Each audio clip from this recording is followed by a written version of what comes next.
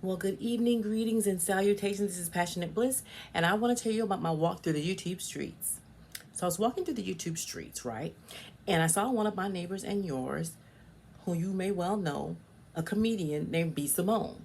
Now, B. Simone, if she's somebody who will open her mouth, something stupid flies out, it pisses everybody off, and then she goes viral for it. If that's your idea of comedy, then she's a very well known comedian, and she's made it because that's all I've ever seen her do. So once again, she has said something absolutely ridiculous that went viral, and it went a little something like this. What's more important, the fact that Martin Luther King is the man that fought for freedom, or the fact that he was cheating on his wife? Jesus. I'm going to give you this example. He's a great father. He's a great businessman. He's a great CEO. He's an entrepreneur. He's such a boss. He's a boss. Look at that man. He's a boss. He's a great father. Look at him, that strong black man. Look at him being at his kid's game. But you're cheating on your wife. You're not a good husband. But he's great in all these other aspects. How are you a great leader, a great CEO, a great black man? You're not great. You're not great. God, you're not. That is triggering. Yeah, for well, sure. I'm a good dad. You're not a good dad because you don't respect me. How the fuck you showing these kids you a good father and you don't respect their mother? You're not a great dad, my nigga. You're an okay human. So if you are in fact someone like me who listens to the question that was asked and will answer the question that was asked, what she was asked was, is it more important that he fought for freedom or that he was a good husband? Now, most of us, because we only know him publicly, we can only answer from a public standpoint. That's what she should have answered from. Okay, so to most of us, we're going to say it was more important that he fought for freedom, that he was a great public speaker, that he was a great orator, that he was a great visionary, that he was a great leader, that he was consistent, okay, and that he risked his life for his ideals.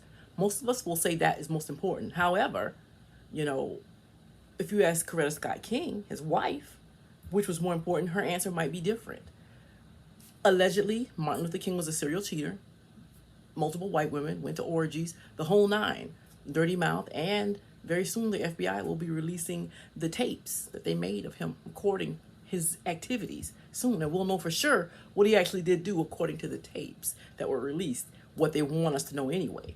So, that'll be soon, and people can make their own judgments as to what kind of husband he was. But to me, that's Coretta's business. I was told as a little girl to stay out of married people's business by my mother. Okay, so that's Coretta's business. Whether or not he was a great husband, that's her decision. We don't know what she will say.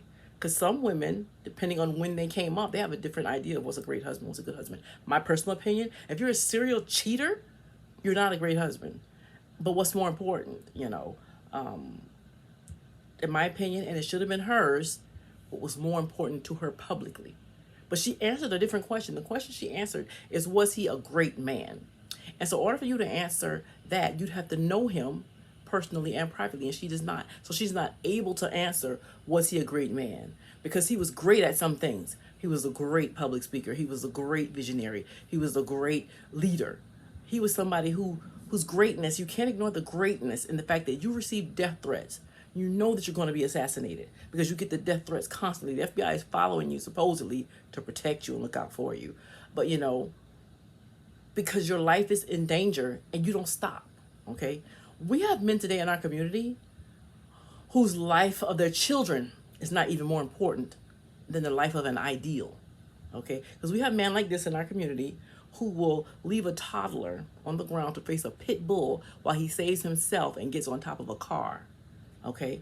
So for you to negate Martin Luther King's sacrifice and the fact that he knew his life was in danger, he knew he was going to be assassinated, he knew his death was going to be early and young, but he still persisted in fighting for freedom and equality. You can't negate that greatness, because many of us, if we're threatened, we'll back down, we'll disappear, we'll fall all the way back. But he didn't. He kept going. So I take exception to her diminishing the greatness in his being willing to sacrifice his own life, okay, for what he believed in. Okay, many people can't do that. Okay, we have people that won't even sacrifice an arm or a leg for a dog to save their own life, own blood.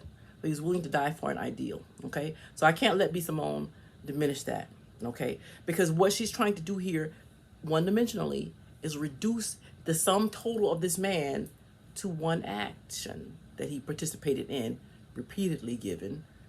She's trying to reduce his sum total to the fact that he was a cheater. But he was so much more than that. We are not just one person. Okay, we're not just one act. We're not just one behavior. We are all composed of different roles. We're a mother, we're a daughter, we're a sister, we're a son, we're a father. We're different roles. And all those roles combined make us who we are. Sometimes in our life, one role takes precedence over another. You know, I'm black, I'm female, I'm a woman, I'm from the South, I'm a mother. But my role as mother will supersede all of those roles. So you can't say that someone is not great because one aspect of their life showed a weakness. So I'm not going to allow B. Simone to disrespect his greatness because he was a cheater, because he loved white women. No matter how little I think of that. So I can't agree with her on that. But I do agree with her that sometimes you do tarnish what you've done on a grand scale by things you've done on a small scale. But I can't agree with her on that. So, you know, as far as if you're going to say somebody's a good man or a great man, and I think that's a differentiation